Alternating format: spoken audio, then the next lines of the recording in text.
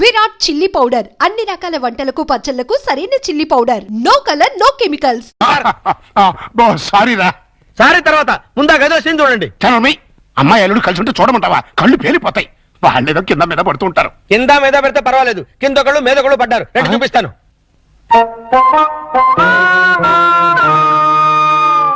చూసారా, గుర్రాన్ని బార్ దాకా తీసుకెళ్ళగలగాని బీరు తాగించలేం కదా. నేను తాగిస్తా. ఎలా తాగిస్తారండి? ఓరి నా పుచ్చు లవంగం, రెండేళ్లని ఒకే ఇల్లు చేసామా? చేసాం. 2 బెడ్రూమ్లు ఒకే బెడ్రూమ్ చేసాం. అలాగే 2 పక్కల్ని ఒకే పక్క చేస్తాం. భర్తపై అనుమానంతో విడాకులు తీసుకున్న అంబిక. ఏమండి, నేను ఏమన్నా అంటే అన్నా ఉంటారు కానీ అనుమానంతో విడాకులు తీసుకుంటారు ఎవరైనా? ఏంటో అదేంటల్లుడు, బట్టలు నువ్వు తీసుకెళ్తున్నావు. ఉతకడానికి ఏమోనండి. నువ్వు బట్టలు ఉతకడం ఏంటల్లుడు? నువ్వు ఉతుకుతావా? నువ్వు నేను ఉతకడం ఏంటి? ఇంట్లో లేడీస్ లేరు? లేడీసా? అదేనండి మీ మిస్సెస్ గారు. అదే పప్పి మమ్మీ గారు. ఏంటమ్మా ఈ అన్యాయం? కాఫీ ఇవ్వడం అన్యాయం ఏమిటి? కాఫీ ఇవ్వడం కాదు, అల్లుడు గారి చేతికి బకెట్ ఇవ్వడం. ఇంటికి వెళ్ళాలి వాషింగ్ మిషన్ అన్నారు. నువ్వు అల్లుడు గారి చేతి బట్టలు ఉతికిస్తే పప్పి బబ్లు ఏమనుకుంటారు? అంటే మీ ఉద్దేశం ఏమిటి? ఇప్పుడు చెప్పమ్మా. ఇందాక చెప్పమ్మా. చెప్పు. అది నేను వద్దన్నా కూడా వినిపించుకోకుండా ఆయన ఉతుతానంటారు ప్రతిసారి కదండి. అవును. అంటే అల్లుడు గారికి నీ మీద బోల్డంత లవ్వు, నిన్ను కష్టపెట్టే ఇష్టం లేక అలా అంటూ ఉంటాడు కదల్లుడు. అవును మావయ్య. తీసుకెళ్ళి ఉతుకో. అలాగే ఉతుకుతాను. ఈ లోపు మీరు అన్నం కూర వండేసేయండి. ఏమిటమ్మా అన్యాయం? సారీ చూసుకోలేదు. వాళ్ళ గురించి కాదు, ప్రతి ఏ ప్రత్యక్ష దైవం ఉన్నటువంటి హిందూ సాంప్రదాయంలో పుట్టి అదితో వంట చేస్తావా? అది కదా పిల్లలు. అసలు ఏంటంటే ఇప్పుడు వాళ్ళతో పనే ఉంది. పాపం అన్ని పనులు తనే చేస్తే ఇబ్బంది అని నేనే. పైగా సీఎం గారు ఏమంటున్నారు? శ్రమదానం చేయండి అంటున్నారు. అందుకే నేను శ్రమదానం చేస్తున్నాను. మీకంతగా శ్రమదానం చేయాలని ఉంటే కూరగాయల మార్కెట్కి వెళ్ళి కూర కొనుక్కురా, సూపర్ మార్కెట్కి వెళ్ళి సరుకులు పట్టరా, ఫ్లవర్ మార్కెట్కి వెళ్ళి అమ్మాయికి పూలు తీసుకురా. అది కాదు మావయ్య. అది కాదు పిల్లలు. నేను మార్కెట్కి వెళ్ళి కూరగాయలు తీసుకొస్తాను. ఏమే ఈ లోపల నువ్వు బట్టలు ఉతుకు. అలాగేనండి.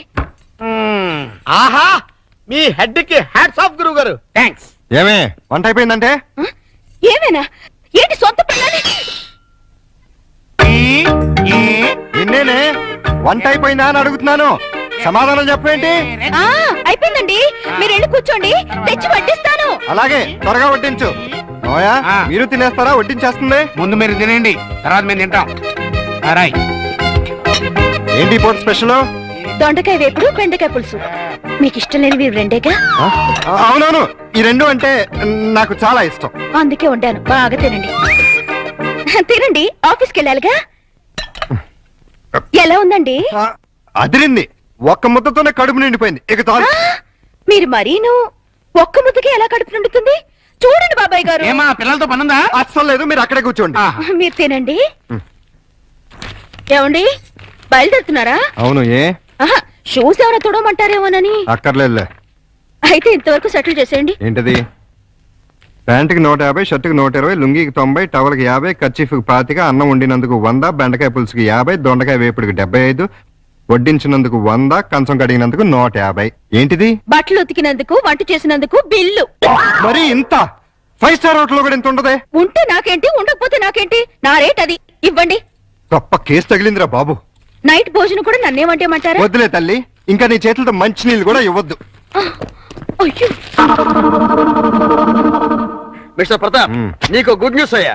నేను 10 రోజుల పాటు కూర్చుని కష్టపడి మంచి స్టోరీ తయారు చేశాను. దాన్ని గాని సీరియల్ గా తీసి మన టీవీలో వేస్తే దెబ్బకు మూతపడిపోతుంది. మరి అక్కడే రిమోట్ లో కాలేదు. లేకపోతే ఏంటి సార్? గాడి చేసే పని గాడి చేయాలి, గుర్రం చేసే పని గుర్రం చేయాలి. అంటే నేను ఇప్పుడు గాడిదనా గుర్రానా? వాటిని ఇన్సల్ట్ చేయటం ఎందుకులేండి. అదే కదా. ఇదిగో ఆ కథకి బ్రహ్మాండమైన టైటిల్ కూడా పెట్టాను. ఏంటది? యాంటనా మీద కాకిరెట్ట? కాదు, నెత్తి మీద గుడ్డ. ఎలా ఉంది? సింబాలిక్ గా చాలా బాగుంది. టైటిల్ లోనే మన భవిష్యత్తు కనిపించేస్తుంది. ఇదిగో 1992 నుంచి చూస్తాను ఈ స్టూడియోకి రిమోట్ కంట్రోల్ నువ్వా నేనా? ఎందుకు వచ్చిందా డౌట్? ఎందుక? ఎప్పుడు నువ్వు తిడుతుంటావు, నేను పడుతుంటాను, అందుకని. హలో, నేను ఏంటి? సాయంత్రం మీరు వచ్చేటప్పుడు కాస్త స్కూల్ నుంచి పిల్లల్ని తీసుకురండి. మార్నింగ్ డ్యూటీ నాది, ఈవినింగ్ డ్యూటీ నీది. మర్చిపోయావా? లేదు, సడన్ గా ఎందుకో ఒంట్లో బాలేదు. ఏమైంది? కాస్త జ్వరంగా ఉంది. సారీ ప్రియా, అయితే నువ్వు ఇంటికి రెస్ట్ తీసుకో, నేను పిల్లల్ని తీసుకొస్తాను. Thank you. సార్ కట్ చెప్పమంటావా? వద్దు, నాకు ఈ పూట లీవ్ కావాలి. దేనికి? మెంటల్ గా ప్రిపేర్ అయ్యి రేపు ఉంటావా? అవును. అయితే వెళ్ళు.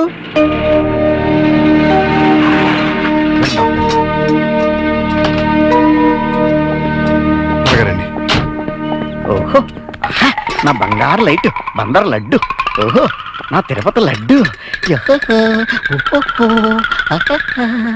ప్రియా ఎలా ఉంది? అయ్యో జ్వరం ఎక్కువగా ఉంది, డాక్టర్ గారు చూడండి.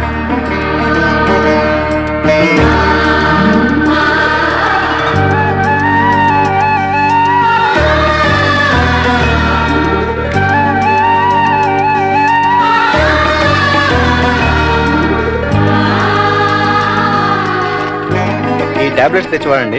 అలాగే వస్తాను. ప్రియా ఈ మందులు తీసుకొచ్చేస్తాను.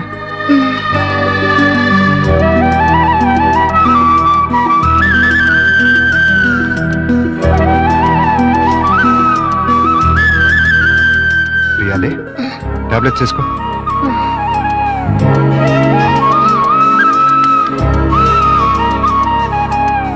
రమ్మ చూసారా ఏమంటుందో? ఏమంటుంది? నాది ప్రేమించే వయసే గానీ ఎవరిని ప్రేమించలేదు. మావయ్య నేను ప్రియని చూస్తుంటాను, మీరు వెళ్ళి స్కూల్ నుంచి పిల్లల్ని తీసుకురండి. అలాగే. చూసారా ప్రియం చూసుకుంటాడట. ఇంకెక్కడ కూర్చున్నారండి? పదండి మన వాళ్ళు. అదా డాడీ డాడీ ఏయ్, ఏయ్, చూడు డాడీ బబ్లు నన్ను ఎలా కొడుతున్నాడు. లే డాడీ అదే నన్ను ఇచ్చింది. ఏయ్. నిన్న అసలు ఇది ఉండు, మమ్మీకి ఉంటో బాలేదు. అలా చికెన్ బయటికి వెళ్ళి ఆడుకోండి పండి. రా పప్పి. ప్రియా ప్రియా లే జ్యూస్ తాగుదు కానీ లే. వద్దండి. ఏం తినలేదు కదా, నీరసంగా ఉంటుంది లే. అది డాడీ స్కూల్ కి టైం అయిందిరా. ఆ? అరే అప్పుడే 9 అయిందా? వస్తున్నా. అరే ఇంకా జ్వరం ఉంది. తగ్గిపోతుందిలేండి, మీరు వెళ్ళండి. పావుగంట ఆగి ఈ టాబ్లెట్స్ వేసుకో. వస్తా. డాడీ ఇవాళ నువ్వు త్వరగా రావాలి. ఏమ్మా? ఇవాళ నా బర్త్డేగా. ఓ సారీ అమ్మా, మర్చిపోయాను. Happy birthday పపి darling. అది same dialogue. Thank you daddy. Evening పెద్ద కేక్ తెచ్చి పార్టీ ఇవ్వాలి. మా ఫ్రెండ్స్ అందరినీ పిలుస్తాను. ఇవాళ పార్టీ వద్దులేమ్మా, ఏ మమ్మీకి ఒంట్లో బాలేదు కదా. వచ్చే సంవత్సరం 2 పార్టీలు గ్రాండ్ గా చేద్దామే. మా ఫ్రెండ్స్ అందరికి చెప్పేశాను డాడీ. పార్టీ ఇవ్వకపోతే ఫీల్ అవుతారు వాళ్ళు. అమ్మకు బాగున్నప్పుడు పార్టీ ఇస్తే అమ్మ కూడా ఫీల్ అవుతుంది కదా మరి. అయితే వద్దులే. Good girl. పదండి, స్కూల్కి టైం అవుతుంది, పదండి.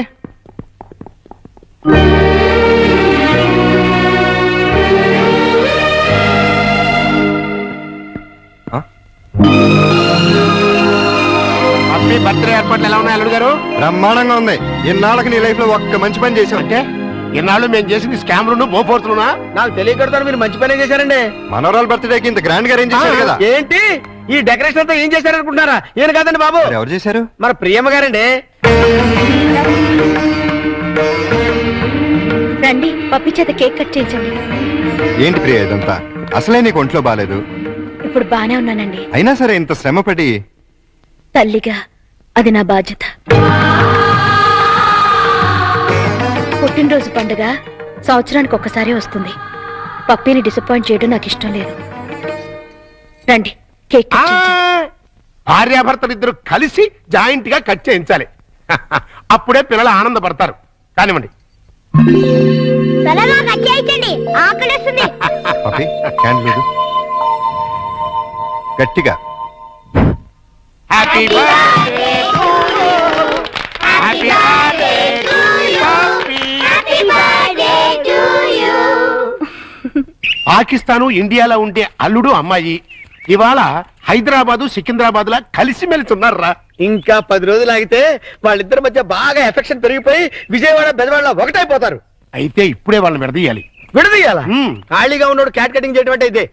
వాళ్ళిద్దరు విడిపోయినంత కాలం కలపడానికి ప్రయత్నం చేశారు. తీరా వాళ్ళిద్దరు కలవబోతుంటే విడగొడతారంటారండి. ఆత్రేయ గారు ఏమన్నారు? మీతో ఏమన్నా అన్నారేమో కానీ నాతో ఏమనలేదు. విడదీస్తే విరహం పెరుగుతుంది, దూరం అయ్యే కొద్దీ దగ్గర వాళ్ళని అనిపిస్తుంది అని అన్నారు. వాళ్ళు ఎప్పటికీ కలిసి ఉండాలంటే ఇప్పుడు విడదీయాలి. ఓహో అలా వచ్చారా? నువ్వెలా రావాలో చెప్తాను రా. నమస్కారం అండి. ఏంటిలా వచ్చావు? నేను రాలేదు, ప్రతాప్ గారు పంపించారు. దేనికి?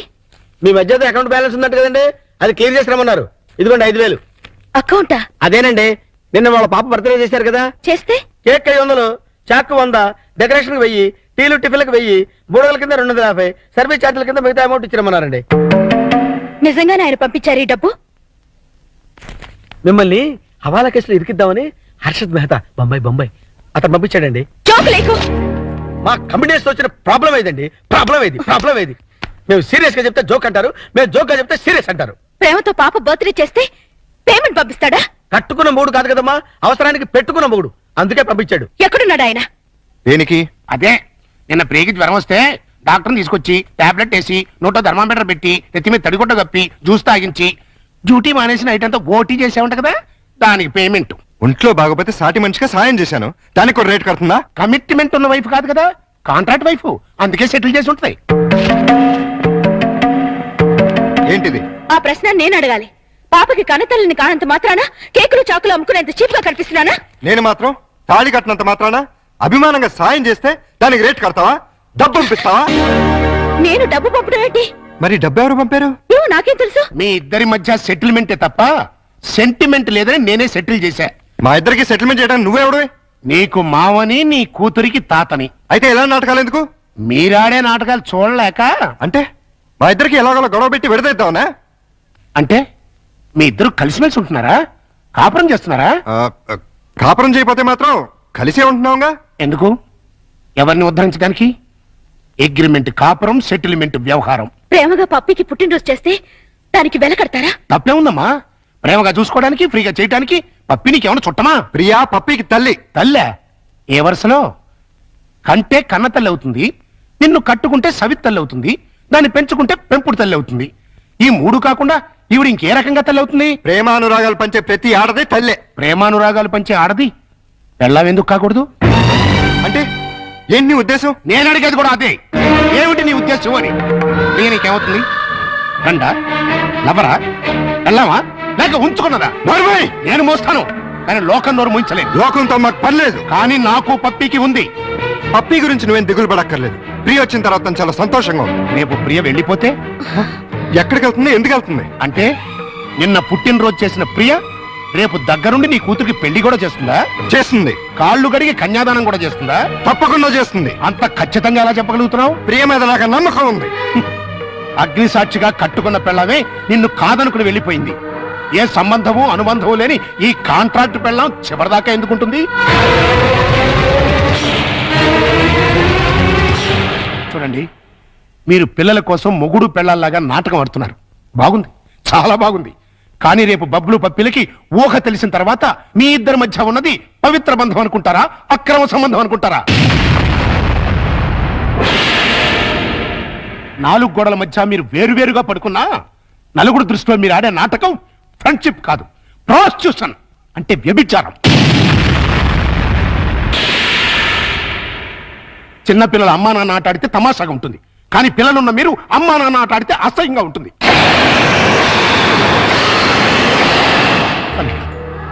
నువ్వంటే నాకెంతో ఇష్టం. ప్రియ అంటే నా కూతురు కంటే ఎక్కువ ఇష్టం. మీ ఇద్దరు పుణ్యమాని ఆ ఇద్దరు పిల్లలు తల్లి తండ్రి లేని లోటు లేకుండా ఆనందంగా ఉన్నారు. ఆ ఆనందాన్ని వాళ్ళకి శాశ్వతం చేయండి. మీ అనుబంధాన్ని శాశ్వతం చేసుకోండి.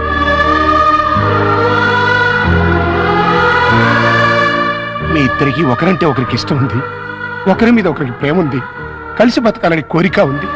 కానీ చెప్పుకోకుండా ఒకరినొకరు మోసం చేసుకుంటున్నారు. ఎందుకు? అయినా ఇందులో తప్పే ఉంది.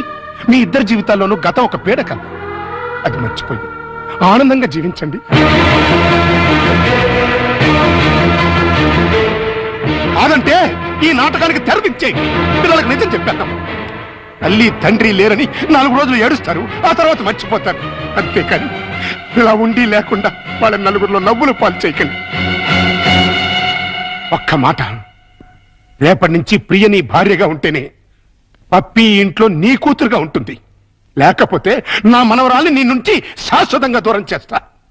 అడ్డొస్తే కిడ్నాప్ చేసి మరీ ఎత్తుకుపోతా.